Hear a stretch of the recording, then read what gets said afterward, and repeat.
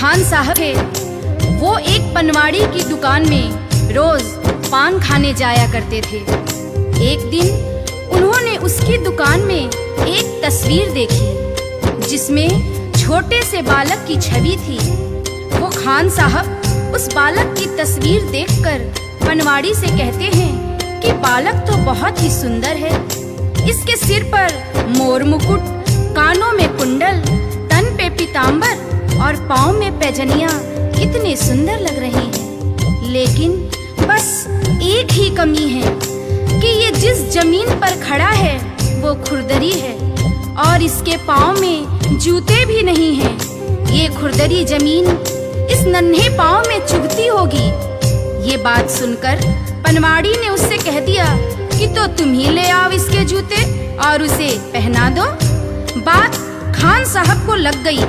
दूसरे दिन ही वो उस बालक के नन्हे पाँव के लिए जूते बनवाकर पनवाड़ी के दुकान पर पहुंच गया और पनवाड़ी से कहा कि देखो, मैं इस बालक के लिए जूते ले आया हूँ, उसे बुला लो, मैं उसे पहना दूंगा। पनवाड़ी ने कहा, अरे ये बालक तो यहाँ नहीं रहता है, ये तो वृंदावन में रहता है, वृंदावन में। खान साहब कहते हैं, वृंदावन में? वो कहता है, हाँ, ये तो वृंदावन में रहते हैं। तो खान साहब कहते हैं, चलो वृंदावन में ही पहना देंगे, लेकिन जरा उसका नाम और पता तो बता दो। तो पनवाड़ी कहता है कि खान साहब, वृंदावन में जाकर किसी से भी पूछ लेना कि श्याम कहाँ रहता है, तो सभी बता देंगे। अब वो खान साहब वृंदावन पहुंच जाते हैं और हाथों में पादुका लेकर किस तरह से श्याम को ढूंढ रहे हैं। बताओ कहाँ मिलेगा श्याम, बताओ कहाँ मिलेगा श्याम, बताओ कहाँ मिलेगा श्याम, बताओ कहाँ मिलेगा श्याम। चरण पादुका लेकर सबसे, चरण पादुका लेकर सबसे पूछ रहे रस खान, बताओ कहाँ मिलेगा श्याम, बताओ कहाँ मिलेगा श्याम। वृंदावन में चूंकि श्याम के नाम से उस बालक को कोई जानता नहीं था और वो कई दिनों से उसे ढूंढते ढूंढते परेशान हो गए। आखिर एक सज्जन व्यक्ति जो उनको कई दिनों से देख रहा था और अपने पास बुलाकर पूछता है कि अरे भाई, तुम किस श्याम को ढूंढ रहे हो? उसका हुलिया मुझे भी तो बताओ ताकि मैं तुम्हारी कुछ मदद कर सकूं। तो खान साहब श्याम के रूप का वर्णन करते हैं, सुनिएगा। वो नन्हा सा बालक है, सांवली सी सूरत है, बाल घुंघराले उसके, पहनता मोर मुकुट है, बाल घुंघराले उसके, पहनता मोर मुकुट है।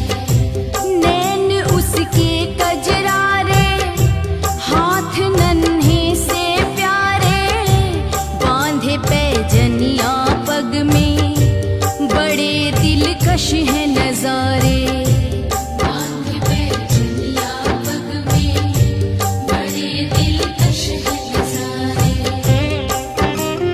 घायल कर देती है दिल को, घायल कर देती है दिल को उसकी एक मुस्कान, बताओ कहाँ मिलेगा श्याम, बताओ कहाँ मिलेगा श्याम।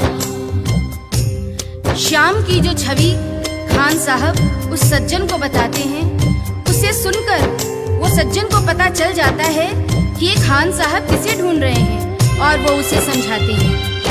समझ में आया जिसका पता तू पूछ रहा है, वो है बांके बिहारी जिसे तू ढूंढ रहा है, वो है बांके बिहारी जिसे तू ढूंढ रहा है।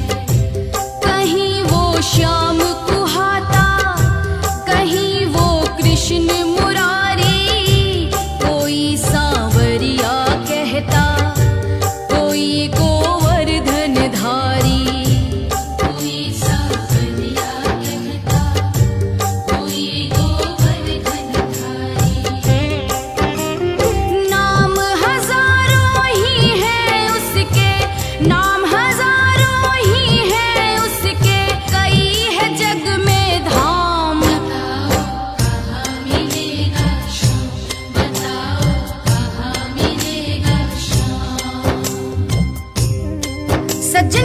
बातें सुनकर और उससे पता जानकर वो सीधे बांके बिहारी के मंदिर में पहुंच जाते हैं और ज्यों ही मंदिर के अंदर प्रवेश द्वार पर जाने लगते हैं, वहीं खड़ा पुजारी उन्हें मंदिर के अंदर जाने से रोक देता है और कहता है कि तुम अन्य जाति के हो, इसलिए तुम अंदर प्रवेश नहीं कर सकते हो। तो खान साहब उस पुजारी से बहुत मिन्नतें करते हैं, लेकिन वह पुजारी उस खान साहब को आज्ञा नहीं देते हैं और खान साहब को मजबूरीवश क्या करना पड़ता है, सुनिएगा। मुझे ना रोको भाई, मेरी समझो मजबूरी, शाम से मिलने दे दो, बड़ा है काम जरूरी। शाम से मिलने दे दो, बड़ा है काम जरूरी। सीढ़ियों पर मंदिर के डाल कर बैठा डेरा, कभी तो घर से बाहर शाम आएगा मेरा, कभी तो घर से बाहर शाम आएगा मेरा। इंतजार करते करते ही, इंतजार करते करते ही सुबह से हो गई शाम। कहाँ मिलेगा शाम, बताओ कहाँ मिलेगा शाम।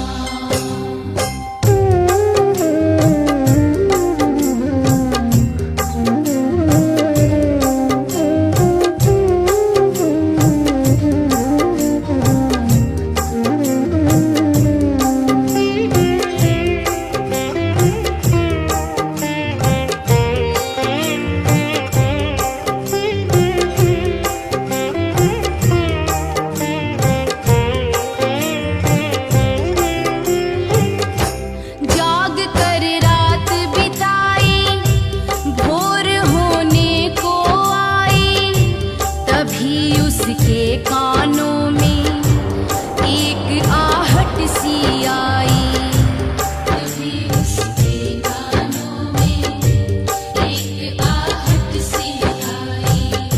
वो आगे पीछे देखे, वो देखे दाएं बाएं, वो चारों ओर ही देखे, नजर ना कोई आए।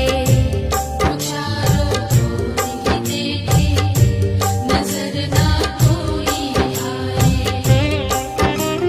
झुकी नजर तो कदमों में, झुकी नजर तो कदमों में, बैठा था नन्हा श्याम। कहाँ मिलेगा शाम, बताओ कहाँ मिलेगा शाम। चूंकि भक्तों के लिए यहाँ महत्वपूर्ण संदेश है, इंसान जब तक अपने मद में खोया रहता है, जब तक इधर उधर देखता रहता है, भगवान उसे नजर नहीं आते हैं। जब तक उसका शीश नहीं झुकता है, उस पर भगवान की कृपा नहीं होती है। यहाँ पर जैसे ही खान साहब शीश झुकाकर नीचे की ओर देखते हैं, तो वह बालक नजर आ जाता है और खान साहब खुशी से फूले नहीं समाते हैं और कैसे उस बालक पर अपना प्रेम लुटाते हैं। खुशी से गदगद होकर गोद में उसे उठाया, लगा कर के सीने से बहुत ही प्यार लुटाया, लगा कर के सीने से बहुत ही प्यार लुटाया। पादुका पहनाने को पाँव जैसे ही उठाया,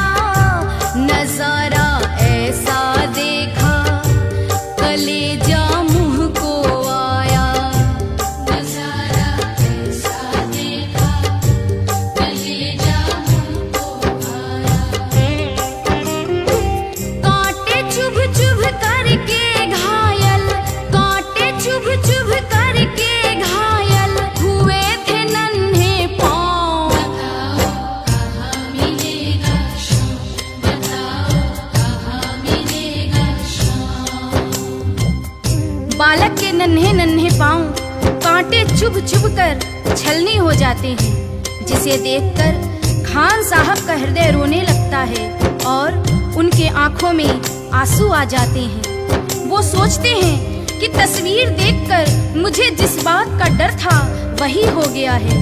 ये खुरदरी जमीन पर चलकर आया है जहाँ फूलों में कांटे पड़े होंगे, जिससे इसके पांव घायल हो गए हैं। और उस नन्हे बालक से खान साहब रोते रोते कहते हैं, खबर देते तो खुद ही तुम्हारे पास में आता, न पग में छाले पड़ते न चुभता कोई कांटा।